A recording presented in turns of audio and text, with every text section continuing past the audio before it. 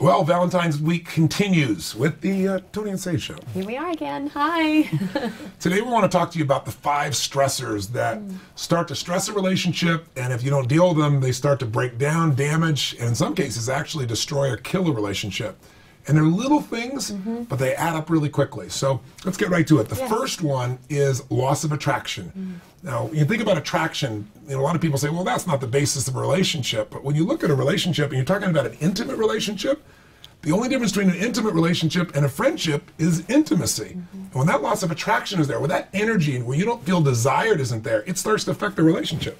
And a lot of times it isn't what you think it is. You know, sometimes we as women, we're so hard on ourselves. You think it's the way you look, or you might think it's your body, or might think it's something else. With Tony and I, sometimes, you know, if there's something going on in our life, and maybe I'll feel more tension, and, you know, I'm in more of a masculine mode and from a business perspective, and it's amazing. In a moment, that polarity can shift. In a moment, and vice versa on Tone's side as well. It's just unbelievable how that shift can happen in a moment. And on the other side of it, it can happen in a moment just to switch that fire back and that light switch back on. That's absolutely right. The chemistry is instant. Instantaneous. Yes, I mean, it's like magic. Or a woman who goes from being tight and controlling everything, more masculine, to letting go and being truly free, and then her radiance flows. So attraction can change in seconds. What really is important, though, is if you consistently feel like there's a loss of attraction in the relationship, it changes your filter on each other's behaviors. It does. And it goes to the second stressor now. All of a sudden, with a loss of attraction, there's an increase in irritation, there's irritation. Yeah.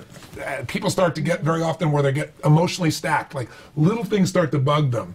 And in worst case, they get to stonewalling. So we'll give you an example. There's 4 R's that we talk about that actually this came out of a couple of our friends who are both relationship experts who got divorced, but they learned from that experience, and they both were trying to figure out what destroyed their relationship.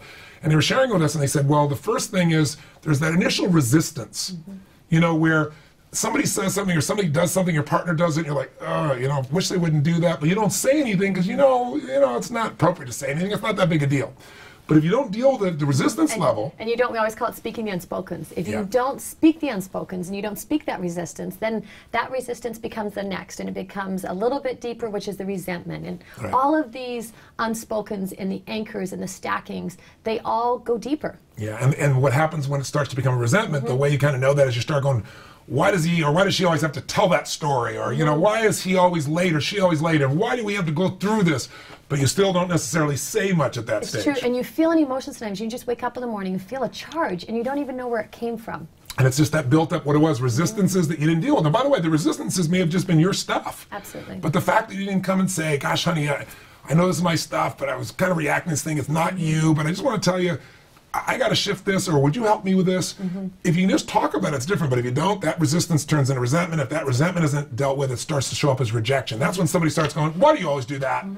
Or they, you know, when you overreact to somebody, you're not reacting to this moment. You're reacting to the fact that it happened again in your mind. And so people, by the way, when you start rejecting them or being really overly harsh, they don't know why you're doing this. And so then they feel really wounded. They tend to then reject you back, and it spirals it even worse. Crazy 8 that happens, or the rejection of, you know what, I'm out of here. And, you know, in that space, there's words that are spoken that it's just, there's that emotional charge.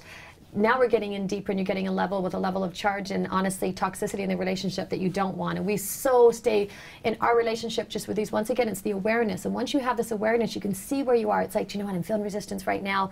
That you can speak that unspokens, and you don't get to level 3 and 4. And my girl has no difficulty expressing her resistance or resentments.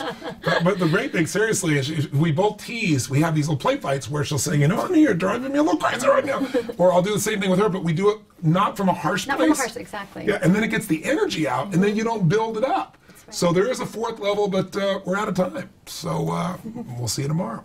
Seriously. Well, all right, well, I'll give okay, one here we go. The last piece is to finish there is when you get to a place where now you're repressing. In other words, resistance grew to resentment. Resentment got yourself to a point of rejection where you're kind of being harsh with each other. Some people get tired of being harsh with each other, and they just surrender. And they're just numb. That's right. They go into what we call learned helplessness, where it's just like, not going to get any better, so it is. And those times, very often, when other couples meet them, they'll say, oh, those guys are best friends. They're great. They're neutral. They get along. They never fight. All is well. You know, that's the first thing. The fact they never fight is a little clue, right? It's very benign. Because what they do is they lower their expectation for the relationship, and they start filling up through their work or through their kids or through shopping or through something else. And what happens in that relationship is it's really dead.